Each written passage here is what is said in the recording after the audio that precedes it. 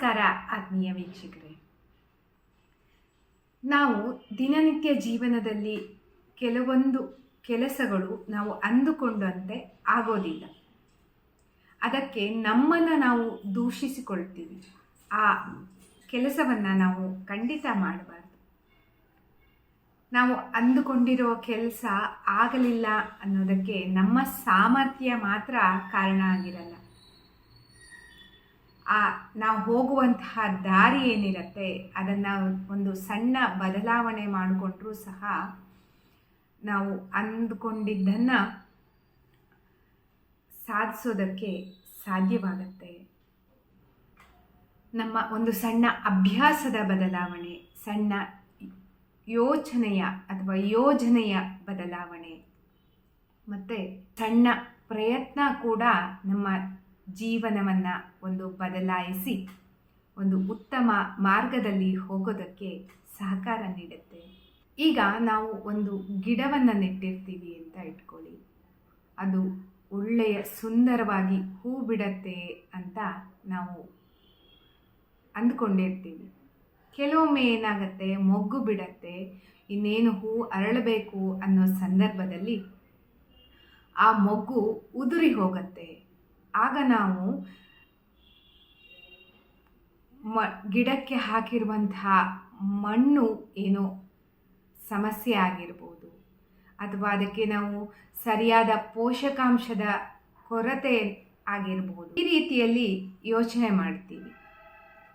ಮತ್ತು ಆ ಗಿಡದ ತಪ್ಪನ್ನು ನಾವು ದೂಷಿಸೋದಿಲ್ಲ.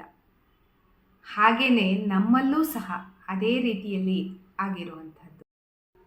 ಈಗ ಬೀಜ ನೆಟ್ಟ ತಕ್ಷಣ ಅದು ಮರವಾಗೋದಿಲ್ಲ, ಫಲವನ್ನು ಕೊಡೋದಿಲ್ಲ.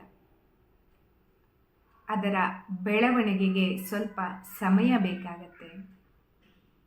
ಜೊತೆಗೆ ಅದಕ್ಕೆ ಪೋಷಕಾಂಶಗಳು ಸಹ ಅದೇ ರೀತಿಯಲ್ಲಿ ಬೇಕಾಗತ್ತೆ. ಹಾಗಾಗಿ ನಾವು ಸ್ವಲ್ಪ ಸಮಯವನ್ನು ಕೊಡಬೇಕು, ಆರೈಕೆ ಬೇಕು, ವಾತಾವರಣವೂ ಸಹ ಹಾಗೇ ಇರಬೇಕು ಅಲ್ವಾ? ಹಾಗೆ ನಮಗೂ ಸಹ ನಮ್ಮ ಜೀವನದಲ್ಲಿ ಸಮಯ ಬೇಕು.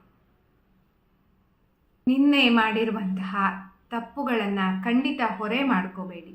ಅದರಿಂದ ಪಾಠ ಕಲಿತ್ಕೊಳ್ಳಿ.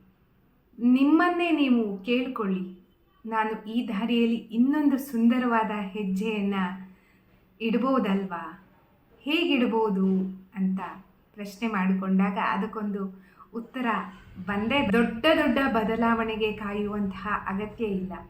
ನಮ್ಮಲ್ಲಿ ನಾವು ಮಾಡಿಕೊಳ್ಳುವಂತಹ ಒಂದು ಸಣ್ಣ ಸಣ್ಣ ಬದಲಾವಣೆಯೇ ಮುಂದೆ ನಮ್ಮ ಒಂದು ದೊಡ್ಡ ನಿರ್ಧಾರಕ್ಕೆ, ನಾವು ಒಂದು ಗುರಿಯನ್ನು ತಲುಪೋದಕ್ಕೆ ಕಾರಣ ಆಗಿರುತ್ತೆ.